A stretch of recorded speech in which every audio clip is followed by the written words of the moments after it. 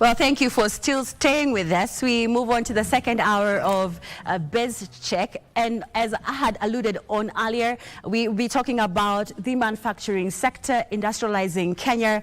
And of course, you know very well this is key to the Kenya Kwanza administration, as it marks, of course, next week, the second year that they will be in government. And we'll be seeing the different developments in the manufacturing sector in the last 2 years. And of course, to expound this for us, we are joined by Job Wanjohi, who is a policy analyst or rather advocacy at the Kenya Association of Manufacturers. Welcome to our studio. Thank you so much. Okay, now looking at assessing the current state of the manufacturing sector, I would like to hear from you. 2 years now under the Kenya Kwanza administration, as we mark, of course, next week, them being in government. How would you assess the current state of the manufacturing sector? Thank you so much. I have to state that the manufacturing sector compounded annual growth rate has been increasing in terms of the turnovers, the value-added turnovers. Today we are talking of about 1,050,000,000 Kenya shillings. If you compare with when the Kenya Kwanza government was coming into place, we were at around 800 billion Kenya shillings. That means there is an increment of about 200 billion in terms of value addition. This is not within what we are set as an ambition, because we are looking at an annual growth rate of 1.7%, accumulating to 20% by 2030. We have lagged, but the best thing is that we are moving ahead in terms of growth. However, when you look at what now is called the contribution to the GDP, you find that the manufacturing sector has been inversely now sliding down from the high of 7.8%, that is in 2022, to 7.6% in 2023. We don't have the statistics for 2024. Why this has happened is because we have some other sectors that are growing faster. It's like we have 100% piece of a cake. You find that there are some sectors that are growing faster than the manufacturing, even if in terms of quantums, what I was describing before, it's increasing from 800 billion to a trillion Kenya shillings. So that means other sectors, telecommunication, talk about transportation, it is they are improving better than the manufacturing sector. So the question that begs is, what can we do to the manufacturing sector so that it is able to grow faster as other sectors are growing today? Okay, you've talked about, of course, the target being 20% by 2030, but here we are in 2024. We are 6 years now to Vision 2030. Are we likely to achieve the 20% growth? I would say that there is huge potential. If you look at the importation level of manufactured goods into this country, especially those things that we can produce, you realize that the importation of the finished goods into the country, machineries and spare parts, starts at about 1.7 trillion Kenya shillings. That's based on the statistics of the Economic Survey 2023. That means in that importation ratio, we have an area that we have a share that we can eat into, and subsequently then that's the share that we are going to replace with local production. If you look at the quantums in terms of the food products that we import, they start at about 500 billion Kenya shillings. If we can support through what is called agriculture for industry, backward integration of the sorghum, of the maize, the rice, talk of the groundnuts, the peanuts, and many other products that we import into the country, yet we have abundance production. This is what then can help us otherwise increase the manufacturing sector capacity in the country, the activities that are happening in the manufacturing sector, and then we are able to do the value addition. Today we are only doing what is called the last mile production, whereby the intermediate products that come at about 65% value added already are the one that we add the value of the next 35%. If we can have the raw materials in the country in terms of that rice, and then we are packaging it ourselves instead of getting it from Pakistan. In terms of our textile, we have the cotton to fashion belts that are running from Kwale, from the western region, where we have, which are comparative regions in terms of the cotton growing. And then we have the apparels being made in the country. This is huge potential. If you look at the leather products, again, you find most of our leather shoes, we import the leather shoes. And even not the leather shoes, the fabric shoes also, which we can make locally. So it's a question of being intentional as a country, ensuring that there is policy harmonization, ensuring that we are reading from the same spirit, the same letter, from the county government to the national government, from state and non-state actors, so that we can be able to drive this. So 20% is possible. Okay, and I know we will come to that and we will delve into it more, but I would like to hear from you in terms of challenges. I know there are so many challenges that manufacturers are facing in terms of course, high energy costs among many, but I'd like to hear from you in the last 2 years. What are the key challenges that you have identified as the association? One of the key challenge, and it's a global challenge, is the competitiveness of the manufactured goods. And you realize that this has been affected by various factors. One of it is, I've said that we are heavy importer of the raw materials. The forex destabilization, you find it has been fluctuating. It ran from as low as 115 shillings, going to 163, and now we are in the region of 130, 129. So that fluctuation makes the manufacturers get what is the forex loss. And subsequently, if there's a forex loss, it eats into the manufacturing sector's profit margins. And then you find that there's no major ambition to go ahead. That's one. When you look at what is called the fiscal space, we have seen some disruption, and this is what even led to the rejection of the Finance Bill 2024 because of some rafts of measures that have been introduced and they were not working for the manufacturing sector. And some of the measures that are contained in the Finance Act 2023, of which now it is pending determination in the Supreme Court, there are some areas that we were feeling we had some reservations on. So the fiscal space is a bit squeezed in terms of excess duty, in terms of export promotion investment levy. Talk about the pay, which was increased up to that 5%, and many other factors that you find that are not working for the sector. The other issue in terms of challenge is regulatory framework. You find there is regulatory overreach. An agency can have, an institution or a company can have agencies visit by about 30 staffs from the national and the county government. One is coming to check on fire from the national government. Another one from the county government is coming still to check on fire. Another one is coming to look at the human safety in the working environment. So you find the area is so much crowded. If we have a bill today that is coming in place or a policy that's coming in place, you find that all these policies are introducing new fees and introducing new charges, and this now crowds out on the manufacturing, on the manufacturing sector. So in terms of the regulatory overreach is there, in terms of ease of doing business is there, and also in terms of cost of doing business.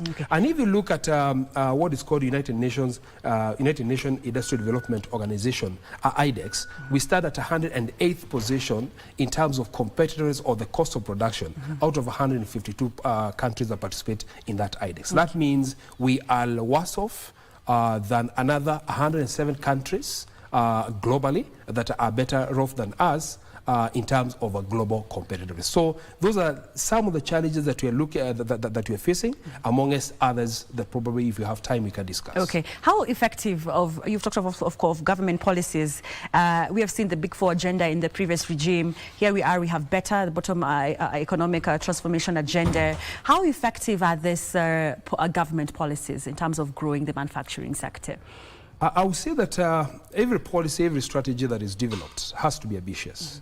And that's why you saw in the Big Four agenda there was an ambition to grow the manufacturing sector to 15%. The Kenya Kwanza government came with its own manifesto and talked of manufacturing sector need to grow up to 20% because that is the ambition. That's where they feel that the manufacturing sector should get into. These strategies and policies are good. Follow-up is a problem. You find we have very good intentions, but along the way, because there is expenditure on the part of the government, there is policy prescription on the part of government, there is farm-level intervention on the part of the private sector, and many other issues you find they are disjointed. The government is talking about the growth of the leather sector, for instance, and for us to grow the leather and leather product sector, you find that we need the raw hide and skin in the country. But as we are setting stage as a private sector to ensure that we are mopping up the raw hide and skin from the abattoirs and the slaughterhouses, the government is busy in the boardroom changing the export levy from 80% to 50%, which is going to encourage exportation of the raw hide and skin outside the country rather than retaining the same here inside the country. So you find that disjointed approach in terms of policy prescription, the intention of the private sector and the government. That's what affects some of these strategies and policies that you're talking about. So bottom line is they are good, but follow-up, monitoring and evaluation is not happening. Sometimes lack of financials on the part of the government. Other times it's a lack of commitment from the private sector and also from the part of the government. And I think we need to fix this by ensuring that we are driving some of this agenda as a common good for the benefit of the nation. Okay. And of course, the president has been very vocal in terms of growing the manufacturing sector. And he did say that Kenya must move away from being, of course, a market for other countries, but to being a manufacturer of our own goods for export. Do you think that is something in the near future we can see? Yeah, it's possible. That's what we call the import substitution. I gave the figures of where the imports are and where the exports are today. Imports about 1.8 trillion Kenya shillings. Exports about 900 billion Kenya shillings. That means we are exporting less than what we are importing. And when we look at that import bill, there are things that we can make locally. Leather products. Talk about textile products, talk about food products, some of them that we're bringing into the country.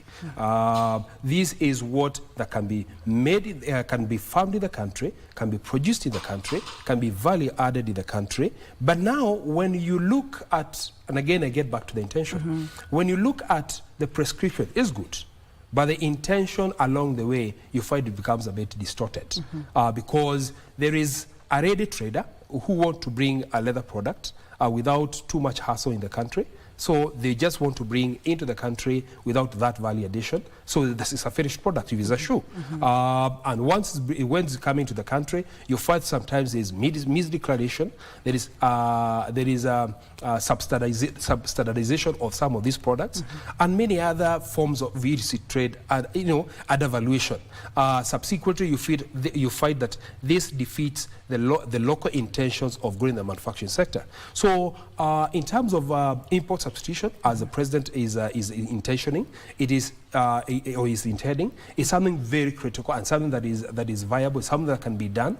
But now we need to be more intentional in terms of how our consumption patterns. If when you go to the supermarket, are you looking at what is made in Kenya, or are you going to buy what is made in Kenya, as opposed to what is a niche in the market which comes from London or comes from Turkey? Are you going first of all to consider what is locally manufactured?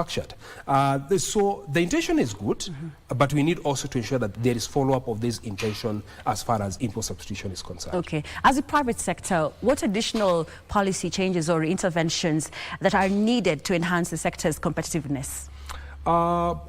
We have what we can call the inbound process, the in-factory process, and outbound process.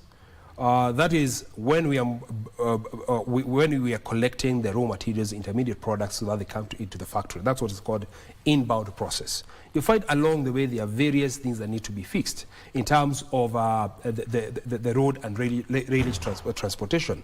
The tariffs that are being offered are still not very competitive. When you talk about the demurrage costs and storage costs, probably in the port of Mombasa, and I have to commend the effort that has been done today, because we can see the release of goods happening, but most of the goods being released within the 4 days free period.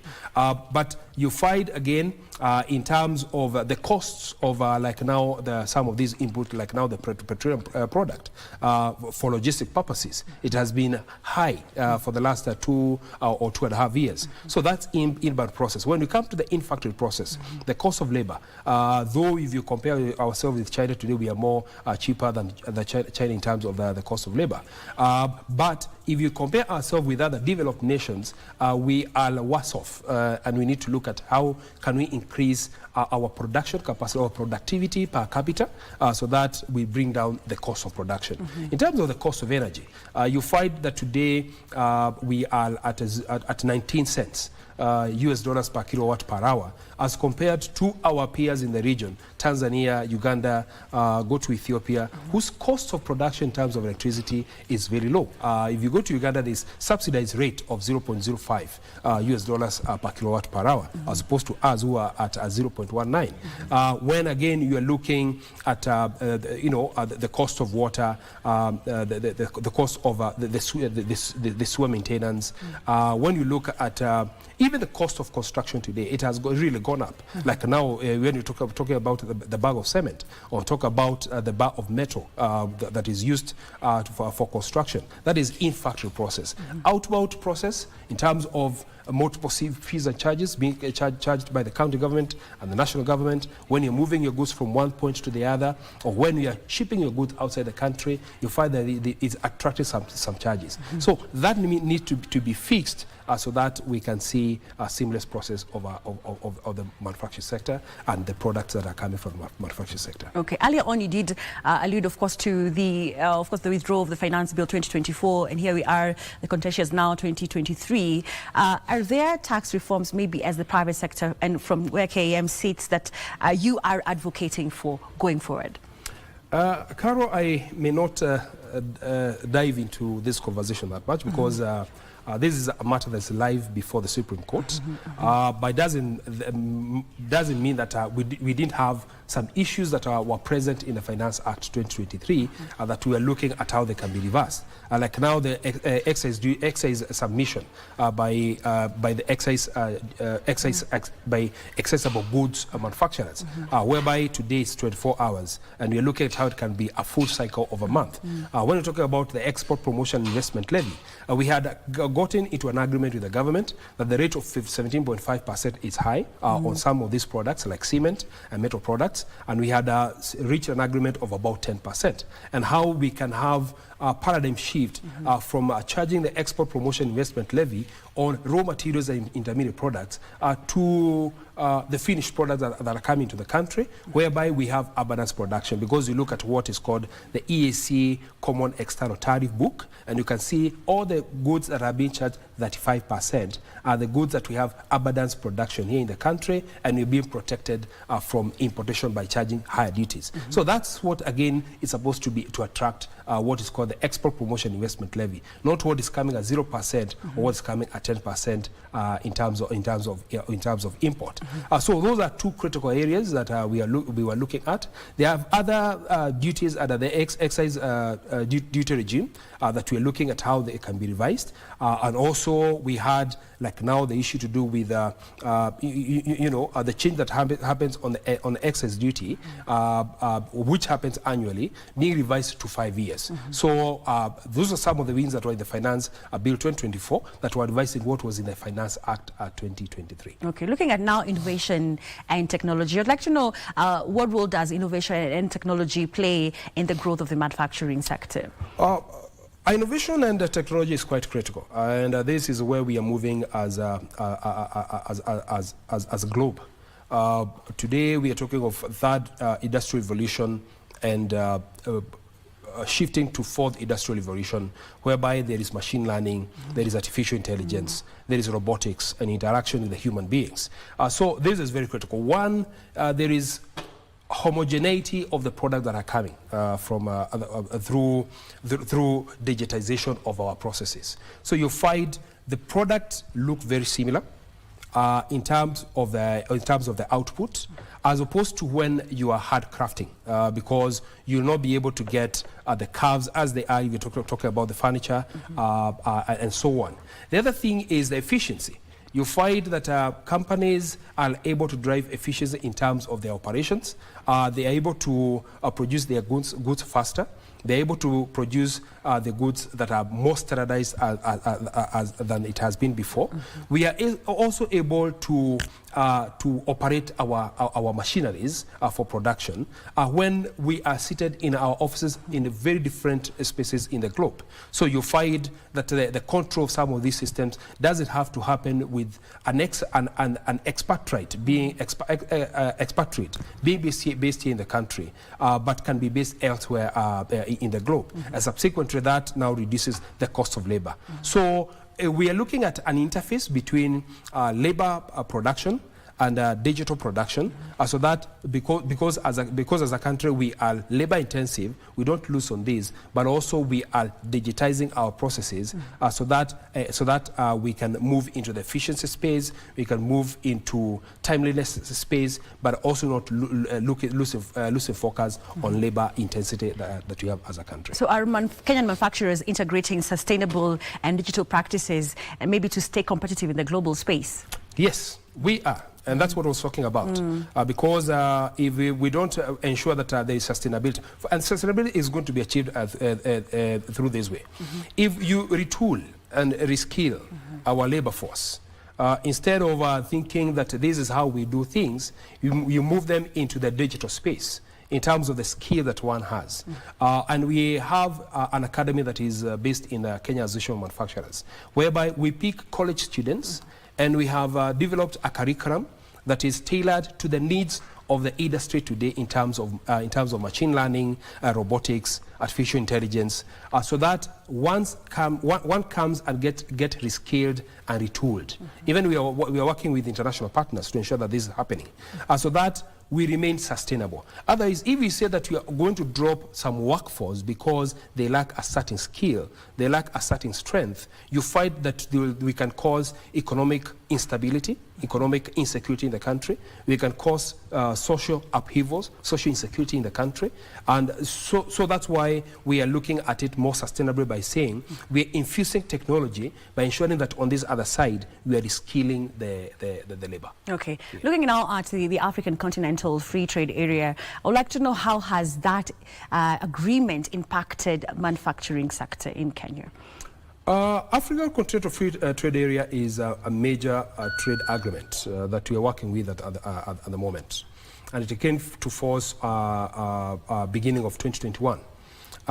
It is a market that has 1.3 billion people, and we have a GDP, aggregate GDP of 3.4 trillion US dollars. And that's very huge, because if you compare with Kenyan only, it's about 100 billion US dollars. So if you compare with 3.4 trillion US dollars, that's a huge change, paradigm shift in terms of the market size. So we have been sitting in the negotiation at the negotiation table to ensure that the tariff negotiations as they happen. Even today we have a team that is in Arusha that is looking into some of these tariffs in category B and category C, because we have some others in category BA that were finalized, and we are doing trade adder. So we have seen preferential trade happening, whereby some of Kenya goods that could not access West Africa without paying duty, today they are accessing West African market preferential without paying the duties,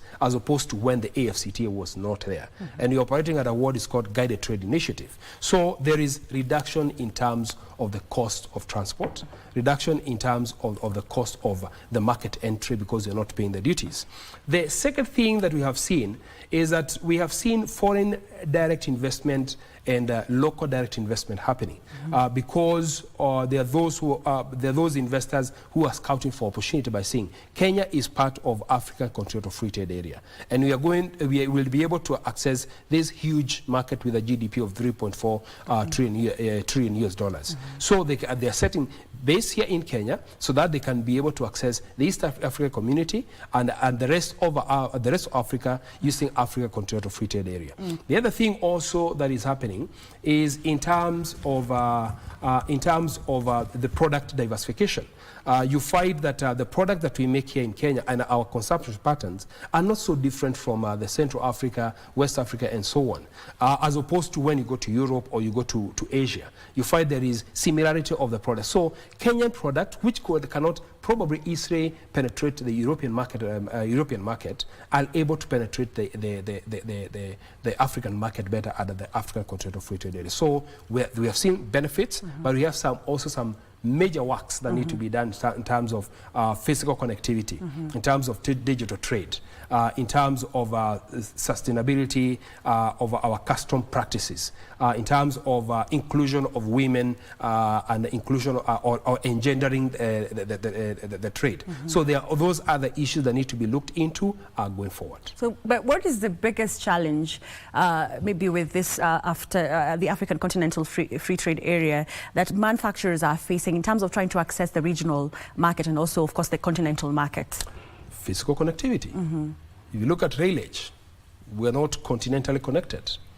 If you look at sea freight, we don't have our own ships. If you look at air freight, our planes have to intermediate.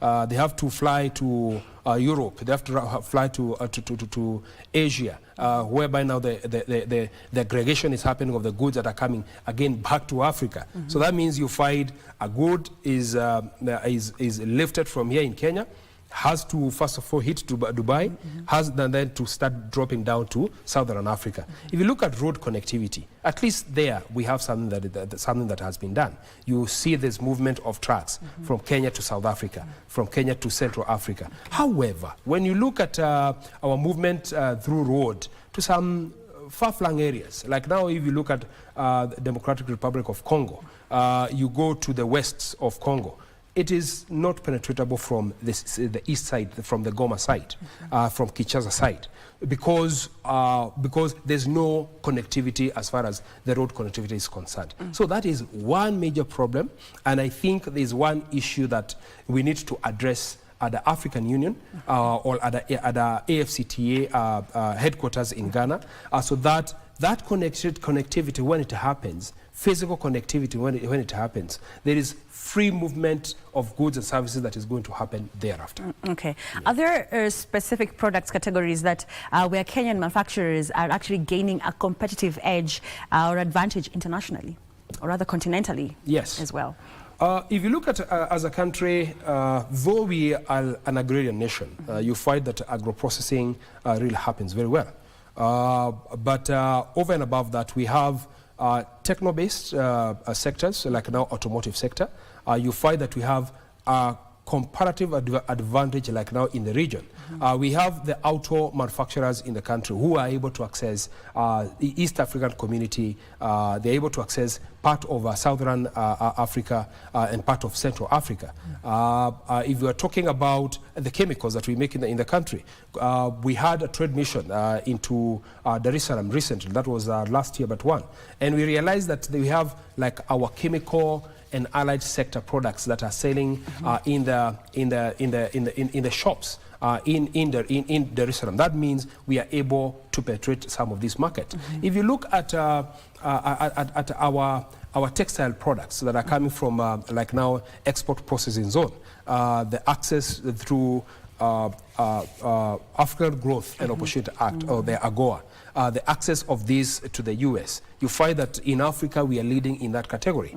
And so that means there are some areas that we have comparative advantage, and we need to maintain this. But there's some others that we lead as a country in terms of tea, in terms of coffee, but we have not created our own niche. We have not.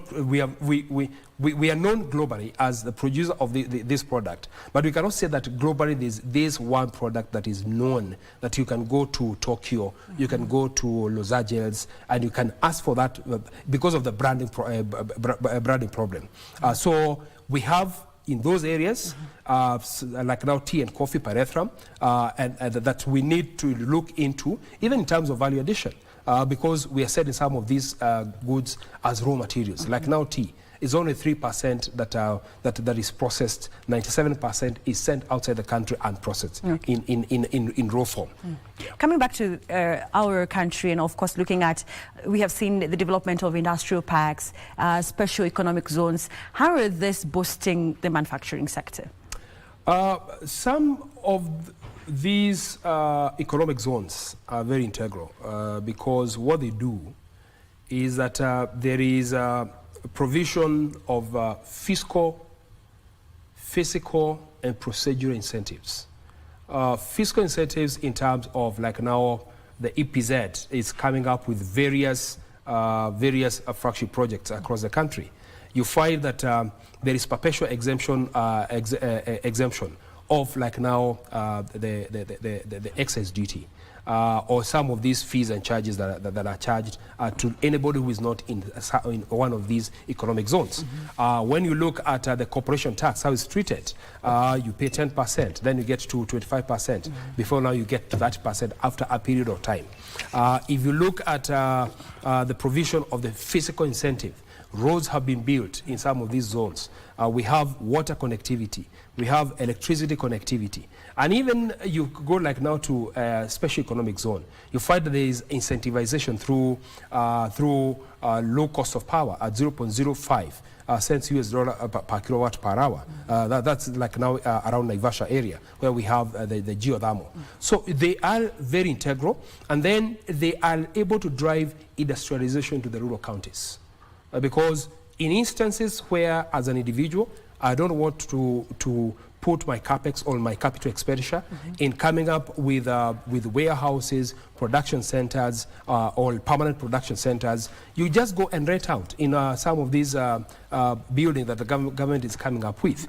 But we are looking at further allocation to some of these flagship projects in terms of SEZ, industrial parks, EPZs, so that we can see their fruition or they are completed, so that we see an uptake and operationalization of the same. Okay, looking at the local content and supply chains, I'd like to know how the sector is performing in terms of promoting the local content as well as supply chain integration, particularly with SMEs. As far as the local content inclusion is concerned, there is what is called Buy Kenya, Build Kenya, that promotes that 40% of public procurement needs to be directed to local sourcing. We have been working with the Ministry of Investment, Trade and Industry to track what or how this has been going on. And the last report shows that we are in the region of 20 to 23% in terms of local sourcing. In some products, we are in the region of 60% or 50%, but you find that the average that I'm talking about is brought down by some other products that we are not sourcing locally. Otherwise, we're supposed to be sourcing locally. So in terms of Buy Kenya, Build Kenya is one area that we have been working with the government. And even we have developed what is called, we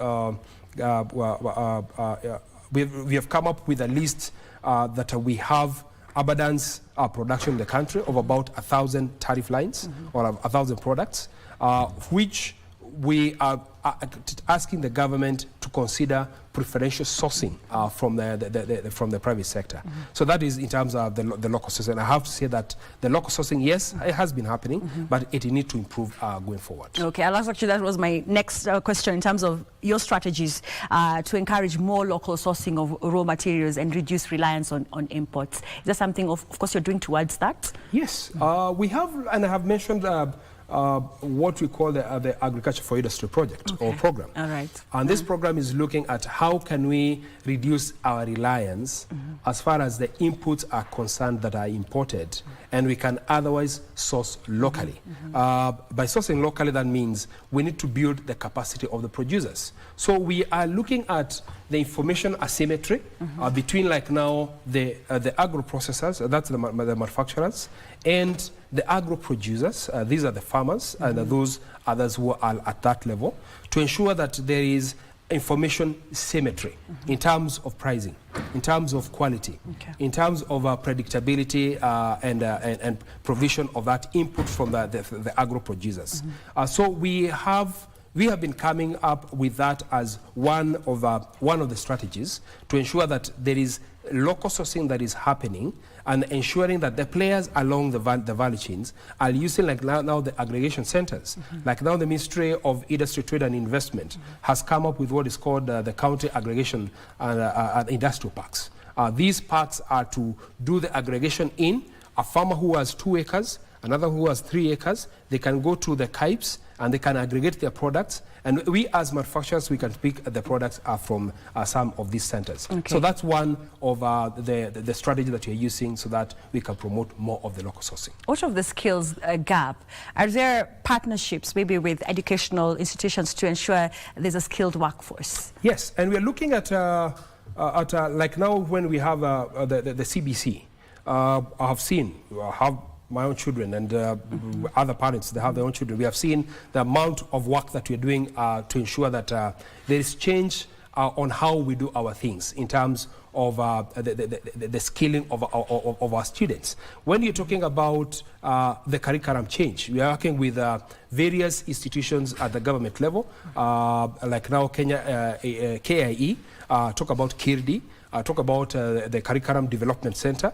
to ensure that we have the right curriculums that are tailored to the right skills that are going to be deployed as agronomists and many others along some of these value chains. So that's another area that we have been keen on. Okay. Yeah. Looking at incentives, and I know this has been key in terms of this government talking about rolling out incentives to attract investors. Is this something that, and then when you talk to other, of course, experts, they're also saying incentives are not good for this country. But from your perspective as the private sector, are rolling out incentives going to attract the right kind of foreign investments? Incentives are globalized, and there is no country that doesn't provide incentives. And when you go to like now what is called the trade remedies, there is one part we talk about subsidization, subsidies that are provided by the government, and subsidies is part of incentives. At the subsidization, you find there is allowable subsidies and unallowable subsidies. And unallowable subsidies are the one that introduces unleveled and unfair playing field globally. So the removal of incentives is going to disadvantage the already existing manufacturers. And it's also going to discourage investments in the country. Because every investor who comes locally, comes locally or comes internationally, these investors, they take their P&L, profit and loss, and they have to do an analysis that is forward-looking for 7 years. How will it look like for me? Up to what point will I be able to make return on my investment? So they do all these analyses. So even if the government is saying that incentives is a tax expenditure, this tax expenditure, to a certain extent, it has really helped a lot in terms of job creation. And when the jobs are created, you reduce on the level of social insecurity, the level of economic insecurity, the level of physical insecurity, and subsequently, you're able to get direct and indirect taxes from that person. So you're able, again, to reduce on the levels of unemployment in the country. So you have to look at the incentive, you have to look at that incentive and blend it with the theory of change and see what are the outcomes that are coming out of this. Because the government may look at it, we are going to drop, but it can also realize that the dropping of the incentives is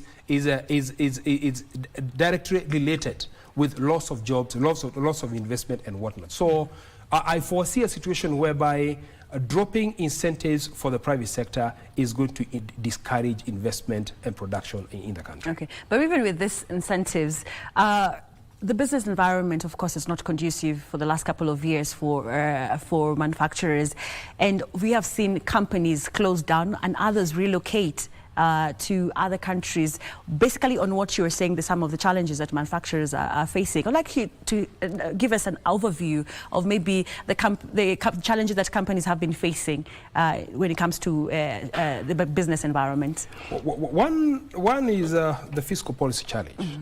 You find that taxation is very high. You are crowded out from the raw materials to operations. to your payroll, to the process of taking a good out of the factory. So you find that there is that crowding out that has happened. And for every manufacturer who establishes his base in the country, compares himself or herself with another manufacturer in China, any other place, because we are in a global system whereby there is free interaction or movement of goods and services. So if your cost of production is high in the country and the landed cost for goods that are coming from China is low, when you come now to compete in the local market, it is a Chinese goods that will move faster than the Kenyan locally produced goods. So you find the cost of production is very high in terms of taxation. You also move to another area, illicit trade. Illicit trade claims a very huge market in the country, and it is still a very huge market for the private sector. You find it takes different forms.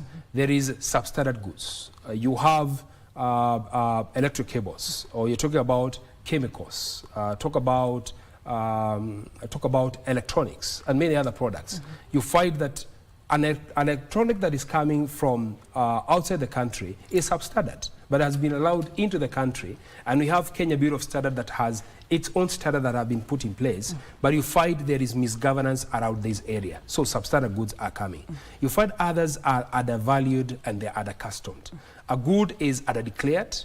Once it is underdeclared, lower duties are paid on that good. When it comes to the country, and me as a local producer have paid every duty, you find again I'm disadvantaged. So when you look at all these factors, they are the one that aggregate to a decision that a factory has to shut, a factory has to downsize, a factory has to move from Kenya to another country because of an environment that is not working very well for them. Again, earlier I talked about regulatory framework. It's quite crowded. You have 50 agencies that you're reported to. You find that even the administrative cost to ensure that this compliance also has gone very high. We're not moving into self-compliance, whereby you are telling manufacturers and other players in the sector or in the economy that we are moving into self-compliance with heavy penalties. And we are willing to do this, rather than to be crowded out by 30, 40 agencies as one institution. How do we tackle illicit trade? Because it's been a thorny issue for many manufacturers. Illicit trade is a question of enforcement because we have the right policies that have been put in place. Ensuring that we have enough capacity. We have adequate capacity in terms of the enforcement agencies. Rather than an enforcement agency is controlling exports worth 900 billion Kenya shillings and imports worth 1.8 trillion Kenya shillings, and we have only 2 or 3 officers that are seated there. You find there is that is at the capacity. So if we have some of these agencies, like now Anti-Counterfeit Authority, talk about KEBS, talk about KRA, and many others that are intervening at the port of entry, they're intervening at the point of production, you find that can come down. Again, there is consumer awareness. Me as a consumer of a product, I need to be sensitized on what is fake and what is not fake, what is substandard and what is not substandard, so that at the point of my consumption, I can reject what is substandard and take what is standard. In terms of infringement on intellectual property right, because again, that's another area on illicit trade. We are able to know whose trademark is this and who has infringed on that trademark. Whose intellectual property right is this and who has infringed on it. By having tight security marks, by having track and trace systems that have been put in place. So those are some of the things that need to be deployed. Would you give them a thumbs up? Would you give them a thumbs up when it comes to enforcement? I would give them at the middle. Okay. At the middle. Yes. Over and above that, there is now the governance issue. You find in the illicit trade, there's a lot of corruption that is happening on the part of government, on the part of the private sector, because of the heavy competition that is happening, that you want your goods to come into the country at a lower cost so that you're able to hit the market. All these need to be tightened so that we can address illicit trade in terms of government losing revenues, and in terms of the personal security, in terms of personal health, because it has been a major issue as far as the personal health and is concerned. Okay. Now, as we come to a close, looking at the sustainability and, of course, green manufacturing, I'd like to hear from you in terms of the manufacturing sector, how it's addressing environmental sustainability and climate resilience. We subscribe to UN Sustainable Development Goals, and like now the SDG number 13 on climate action, or the SDG number 12 on responsible production and consumption. When we are talking about ensuring that we are using green energy, I think that's SDG number 5 or number 6. We are at the forefront. We have been promoting the usage of geothermal in the national production, what is being fed into the grid. Happy to note that today, as far as green energy production is concerned, we are at about 87 to 90%. That's what we are relying on as manufacturing sector and as a nation. Over and above that, we have been incentivizing, or we have been calling for the government to incentivize the usage of, like now, solar, usage of wind power at our factory level. And what is extra as that we produce, we can do net metering through the Energy Act of 2019, whereby we can sell part of these back to the government. So as an association and manufacturing, we are at the forefront ensuring that there is a promotion of green production and also usage of green energy. If you look at responsible production and consumption, what we call the circular economy, we have been establishing what is called the extended producer responsibility organizations in terms of the plastic sector, in terms of electronic sector, in terms that is e-waste, and many others. You find even like now diapers and sanitary towels. We have an extended producer responsibility that has been established to ensure that there is circularity of some of these goods, that the waste is not dumped into the environment, is being used as an input somewhere else for further production. Okay. What is the future outlook maybe for the manufacturing sector in the next 5 years? And of course you had alluded to the things that you're working on as KAM to ensure that we have a proper and a functioning manufacturing sector. All factors held constant, ceteris paribus, we are optimistic, and this is based on the sector barometer that we released in July 2024, showing that there is optimism among us, and this is a survey that's carried out on the manufacturer themselves. There is optimism as far as the manufacturing sector performance is concerned in the next 6 months. That it was the same case the last 6 months. So that means in 1 year, we have seen optimism as far as the manufacturing sector players is concerned. Notwithstanding that they're not facing challenges, and notwithstanding that this cannot be sustained up to the 5 years that you're talking about, because the same barometer is talking about currently we are operating below capacity. Today, the cost of industrial input is very high. They are talking about the price increase on part of the manufactured goods, the goods that are manufactured locally, or even downsizing their workforce and reskilling their workforce. They're saying those challenges are persistent. But looking forward, we can see there is opportunity in the manufacturing sector in the country, and what they're calling for is a harmonized system, a harmonized environment between the government, the private sector, the non-state actors, international players, so that we are all moving towards one direction of industrializing the country. What are KAM's main priorities and targets, maybe in the short and the long term? In the short term, one of the major targets is how can we reduce the cost of power from where it is at 0.19 to 0.10, so that such power then can benefit manufacturing during the day and night. So that now is informed by like now change of time of use tariff, or we're looking at the power system losses, which start at 23%, and many other changes that can be introduced under that category. Also in the short term, we are looking at the cost and the tenor of capital. We are happy to note that the central bank changed the base lending rate.